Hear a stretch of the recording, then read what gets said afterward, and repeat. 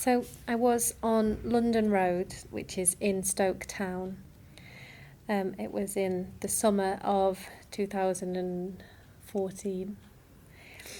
It was summer and it was lovely and warm. And I was there because I'd been offered a commission to create a piece of dance for London Road as part of a festival called the London Road Festival. And the festival happened specifically in a park at the top end of London Road, but kind of went all the way down, and there was artwork and there was some live performances, and they wanted a piece of dance or a piece of theatre that travelled down the street and took audiences on a journey.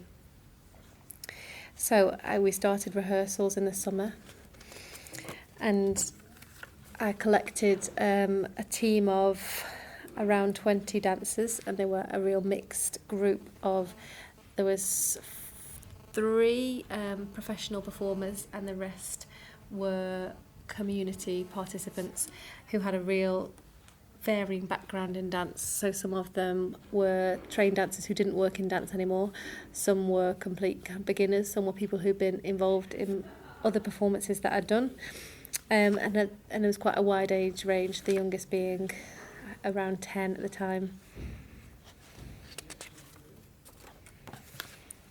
So my idea for the project was called Expedition, and I thought it'd be nice to really focus on the curiosity and discovery moving along the road.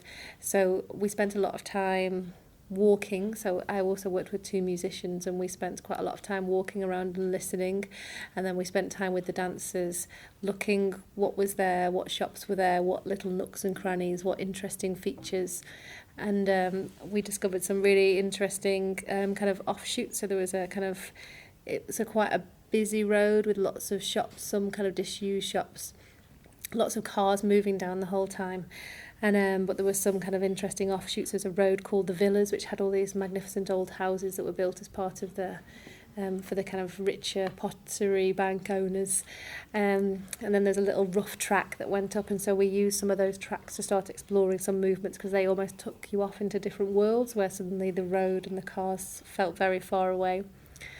So we kind of split off into teams, and we did kind of expeditions around the road where people could travel wherever they liked and could just have a go, so they could stop. If there was a feature that they liked, they could stop and spend some time there. A lot of it was about improvisation, because I wanted it to have that kind of lovely, fresh kind of quality and feeling about the movement. And I wanted to keep that sense of curiosity and interest alive in the dancers. So even though it was kind of structured and they knew where they were going, there was still an element of improvisation. So it still kind of looked fresh. It didn't look like a set piece that couldn't change with the mood of the day and couldn't change with the weather. And I think, so what happened was there was people moving in a very unusual way in the street. So there's lots of people using the floor, lots of people climbing up walls, lots of people kind of standing still up avenues.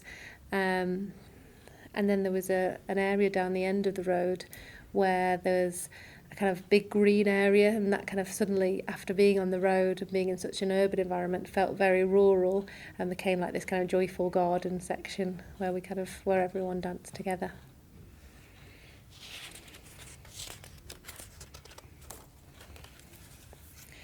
So the project for me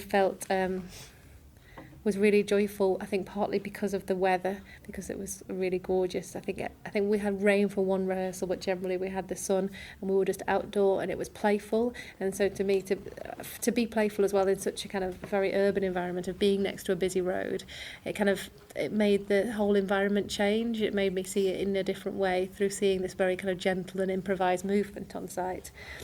And so I spent a lot of time personally just sitting and watching and taking it all in. So I was kind of really an observer and just facilitator, because there was no set movement.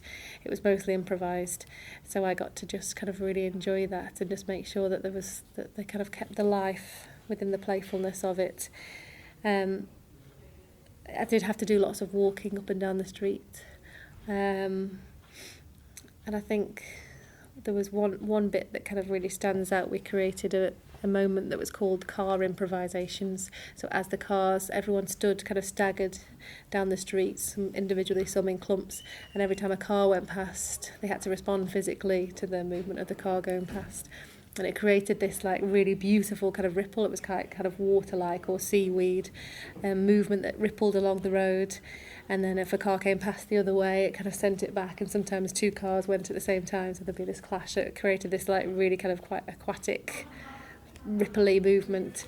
But at the side of a road, it meant that kind of cars going past, which is something that maybe would normally feel kind of intrusive or busy or urban, kind of suddenly have a very different feel. And even the noise of the cars became very kind of quite, well, to me, quite relaxing and quite a soothing environment in somewhere that you wouldn't normally find that.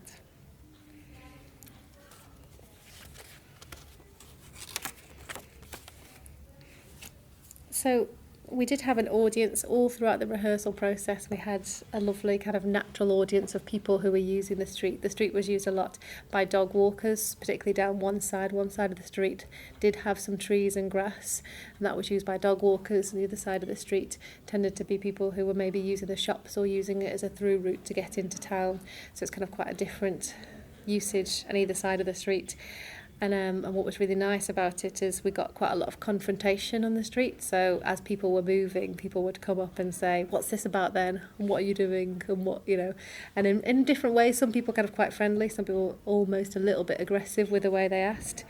But actually it was really nice to, that's what I really like about dancing outdoors, that there's that confrontation and it happens in the street and you talk about it there, and most people went away going, "Oh, that sounds really interesting," or "That's great," and kind of, I think, saw a fun side of it, if nothing else, saw that it wasn't anything that they felt threatened by once they'd kind of had that conversation. And lots of people did say they would come back and see the performances. So for a kind of choreographer to be rehearsing outside is great, because you're kind of reaching audiences that you might not normally reach.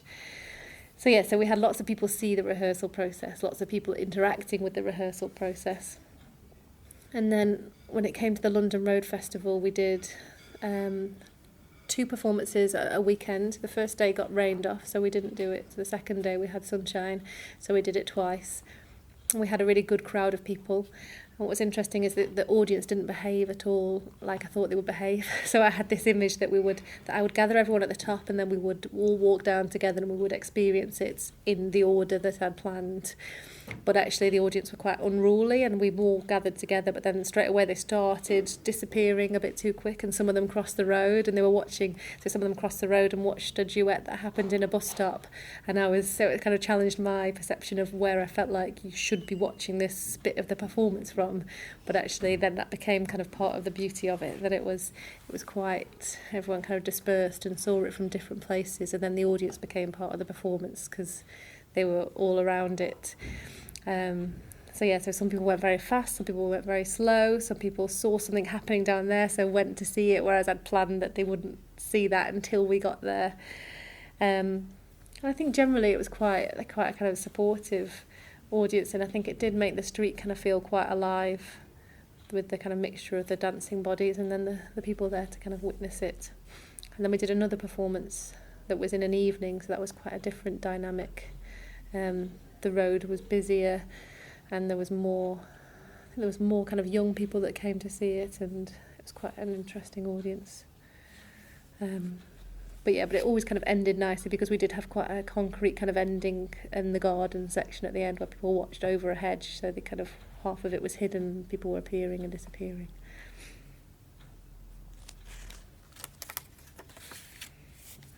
Oh, well, I just talked about the ends. So it ended, it ended in the garden, and I guess the project in whole ended. It was a really, for me, it was a really nice project, because lots of the work that we do as Restoke, it's very much like we have to get the audiences, and we have to kind of fill the space, and it's very technical, whereas what I wanted was something that was really untechnical. So there was just bodies, and then 2 musicians and a singer, all kind of acoustic. So it was very kind of, felt very freeing for me to not have to worry about the technical side of things and any lighting and any marketing and any audiences. So the festival, it was part of the festival, they marketed it. I didn't know if anyone would come, but we got a really nice kind of crowd of people come, and everyone was really supportive. And so it just felt like a really enjoyable project where I got to just explore some things that I wanted to do without a real kind of fear of who would come and watch it or how it would be received. It felt like I was able to experiment a bit and allow people to do the same.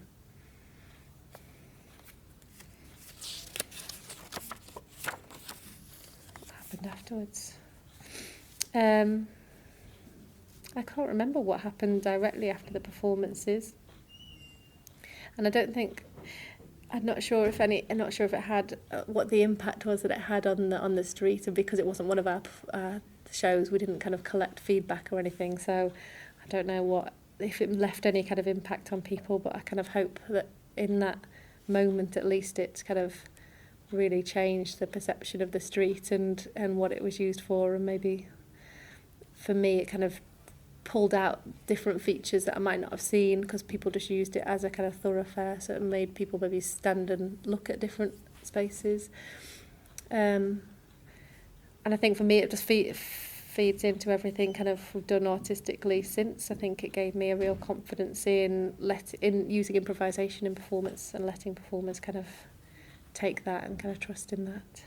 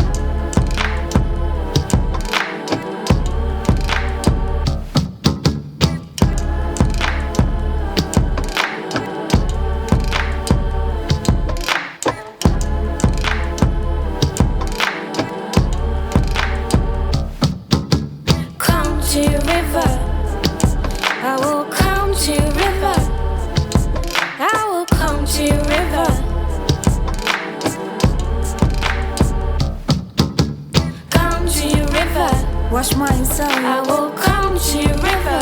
Wash my soul. I will come to your river. Wash my soul again.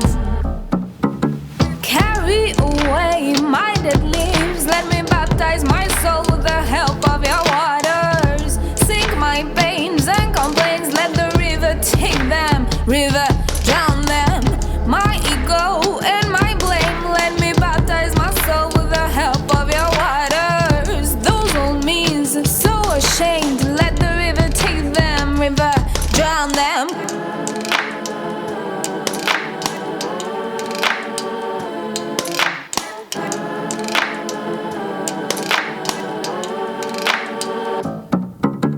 Come to your river.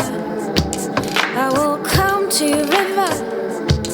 I will come to your river. Come to your river. Wash my soul. I will come to your river. Wash my soul. I will come to your river. Wash my soul again. Carry away my old leaves. Let me baptize my soul with the help of your waters. Sink my pains and complaints. Let the river take them. River, drown them. My ego and my blame. Let me baptize my soul with the help of your waters. Those old me's so ashamed. Let the river take them. River, drown them.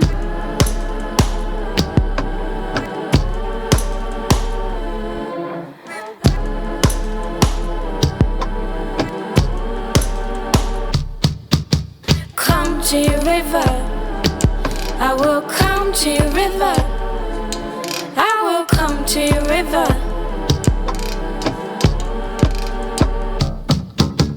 Come to your river. Wash my soul. I will come to your river. Wash my soul. I will come to your river. Wash my soul again.